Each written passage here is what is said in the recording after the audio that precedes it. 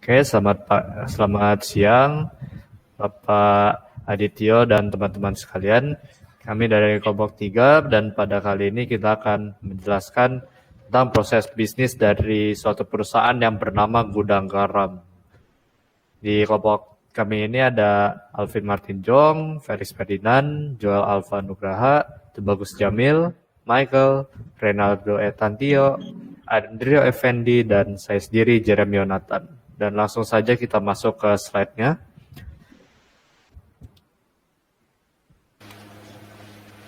Oke, pertama sebelum masuk ke strukturnya, saya akan menjelaskan sedikit tentang sejarahnya ya.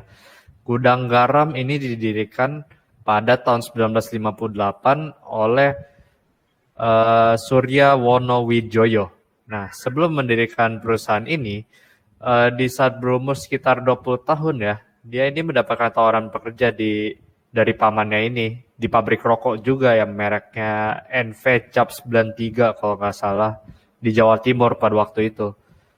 Nah, namun pada tahun 1956, dia meninggalkan Cap 93 dan dia membeli tanah seluas sekitar 1000 mm persegi dan dari situ dia membuat suatu perusahaan yang tahapan namanya yang nanti setelah 2 tahun itu akan diganti namanya menjadi perusahaan rokok Cap Gudang Garam. Nah, kalau di Gudang Garam ini ya, menurut satu orang namanya Dukut Iman Widodo itu, namanya ini disandang itu tercermin pada logonya ini yang sampai sekarang masih digunakan. Ya kalian lihat sendiri itu logonya itu ada sederetan rumah garam dan rel itu di depannya. Nah itu terlahir dari sebuah mimpi Gudang Garam 5 Los yang berada pada rel Kertosono Bangit.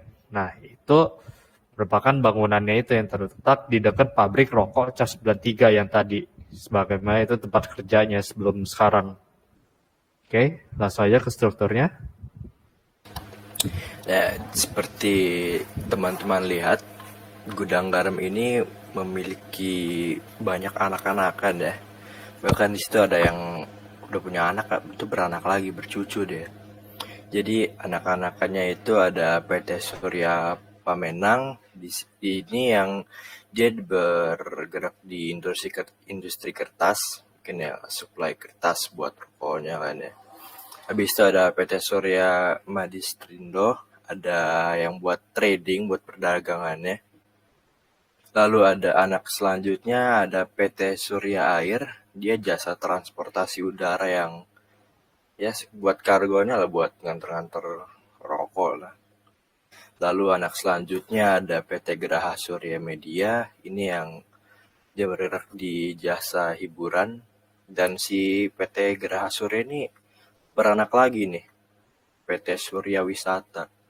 Sebelumnya PT Geraha Surya Media, sekarang wisata. Dia dan PT-nya dia ini bergerak di perusahaan ya wisata lah. Selanjutnya ada PT Surya Inti Tembakau, ya. Dia industri pengolahan tembakau yang buat nyuplai tembakaunya buat rokoknya ini. Lalu ada PT Surya Abadi Semesta, dia bergerak di industri rokok elektrik. Jadi gudang garam kayaknya nggak mau kalah juga nih ya sama rokok-rokok elektrik zaman sekarang kan. Lalu selanjutnya ada Galaxy Prime Ltd, ini jasaan dia mirip sama PT Surya Air. Tadi saya bacanya air ya, sedikit kampung. PT Surya Air dan di sini mirip-mirip sama PT Surya Air. Si Galaxy Prime ini dia bergerak sebagai jasa transportasi udara yang tak terjadwal buat kargonya itu. Lalu ada PT Surya Doho Investama, sama seperti PT Surya, cuma bedanya ini buat investment ya. Kalau PT Surya tadi kan buat perdagangan, ini buat investasi ini. Lalu ada Prime Galaxy Ltd lagi nih, sama nih berdua nih, mirip-mirip nih sama Galaxy Prime Galaxy, balik doang namanya nih. Lalu Yang terakhir ada PT Surya Kertagung yang dimana bergerak sebagai jasa konstruksi. Selanjutnya akan dijelaskan oleh Henry.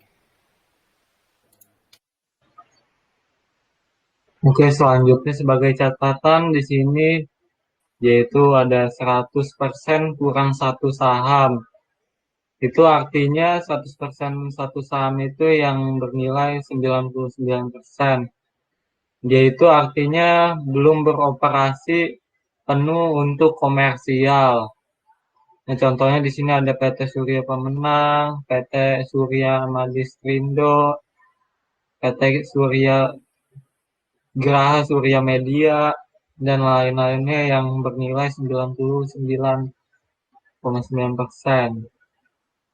Nah, terus satu saham dimiliki melalui PT Surya Madistrindo. Nah, PT Surya Madistrindo ini merupakan bisa dibilang dia itu distributor tunggal dari PT Gudang Garam yang terdiri dari 18 entitas. Nah, jadi dia ini bertugas untuk mengelola distribusi produk-produk gudang garam yang ada di wilayah Indonesia khususnya. Nah, contoh-contoh produk gudang garam yang terkenal itu ada gudang garam merah atau eh, Romal. Nah, selanjutnya gudang garam itu bisa dibilang eh, PT Surya Madistrindo ini sudah cukup besar karena dia ini sudah terdiri dari 18 entitas. Jadi bisa dikatakan cabang-cabangnya sudah cukup banyak. Oke, next.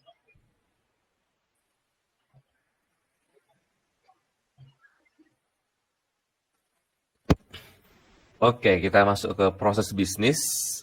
Jadi gudang garam ini key aspeknya menerima, menyimpan, mengelola, dan mengontrol persediaan bahan, pengangkutan, dan pengembalian pada supplier. Nah, kalau kita lihat sekilas ini mereka seperti berfokus lebih kepada kuantitas dari produknya. Kenapa? Karena diambil dari data salah satu situs. Produksi rokok di tahun 2019 mencapai 3,5 miliar batang karena tidak ada kenaikan cukai. Dan di tahun 2018 naik lagi. Dibandingkan dengan 2018 yaitu 332,4. Tapi dia naik lagi di tahun 2019 mencapai 360 miliar batang karena tidak ada kenaikan cukai rokok. Nah,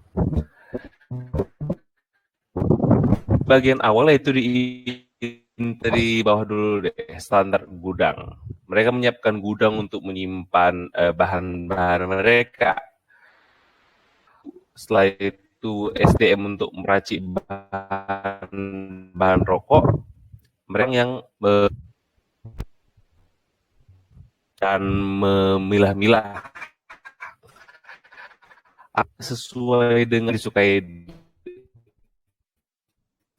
oleh bakau, cengkeh, kertas rokok, filler rokok, dan pita cukai rokok. Masuk ke proses, gudangnya ya berisi cengkeh, gudang barang yang telah jadi. Nah, itu sudah disiapkan. Lalu yang SDM untuk meracik akan meracik rokoknya. Lalu yang memproduksi rokok akan merakit dan memproduksi rokoknya. Sehingga outputnya adalah invoice dan bongkar muat untuk pengiriman, lalu ada racikan yang siap untuk linting, lalu rokok yang telah jadi. Nah, ketiga proses ini digabungkan akan menjadi rokok yang telah terbungkus dan diberikan pita cukai dan siap untuk didistribusikan. Berikut adalah gambar dari Felician dari perusahaan gudang garam. Felician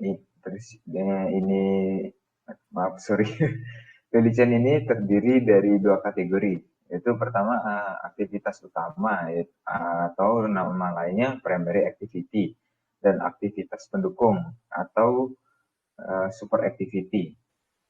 Aktivitas utama sendiri itu terbagi menjadi 5 macam. Pertama ada logistik ke dalam atau inbound logistik. Kedua ada operasi atau operation. Terus ada logistik keluar atau outbound logistik. Kemudian ada pemasaran atau marketing and sales, dan pelayanan atau service. Lalu ada aktivitas pendukung yang mendukung aktivitas utama agar dapat mencapai margin dari perusahaan ini. Dan aktivitas pendukung tersebut terdiri dari pertama, kelengkapan infrastruktur atau firm infrastruktur. Kemudian ada manajemen sumber daya manusia atau human resource management. Berikutnya adalah pengembangan teknologi atau technology development. Dan keempat ada pengadaan barang atau procurement. Saya akan menjelaskan bagian dari super activity. Yang pertama adalah kelengkapan infrastruktur, di mana bertugas mengelola bisnis perusahaan yang menyediakan perlengkapan dari perlengkapan pendukung yang diperlukan dalam bisnisnya.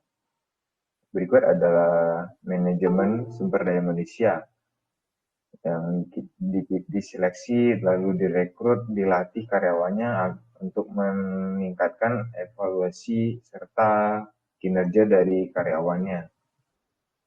Kemudian adalah pengembangan teknologi, yaitu mengembangkan sistem dan teknologi informasi yang diperlukan dalam kebutuhan dari perusahaan tersebut.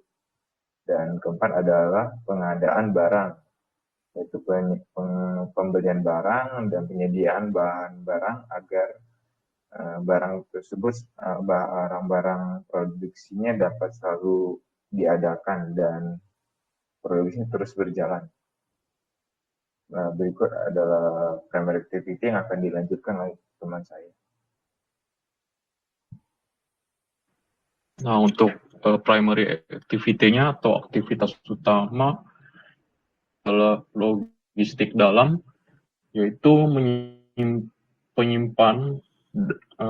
penyimpanan data pelanggan, penyimpanan data karyawan, dan juga penyimpanan barang.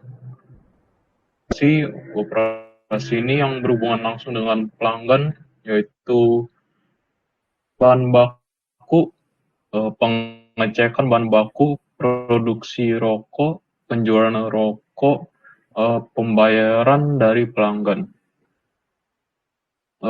Logistik keluar, itu keluarnya barang hasil produksi rokok, pengiriman barang, dan juga pembelian tagihan. Adalah pemasaran, yaitu promosi dan iklan pada internet dan brosur. Adalah pelayanan. Pelayanan ini yang mengutamakan kepuasan pelanggan.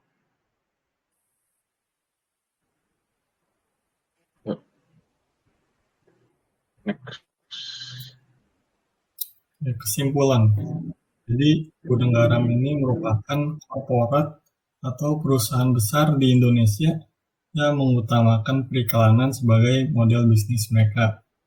Nah, model periklanan mereka itu dapat dilihat pada gambar ini, yang mungkin kita semua juga udah sering lihat, yaitu pria punya selera.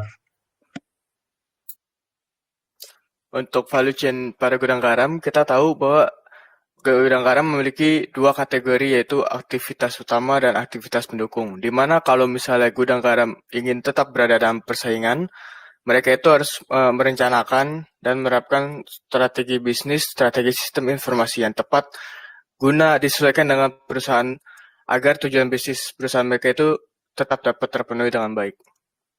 Sekian presentasi dari kami. Terima kasih.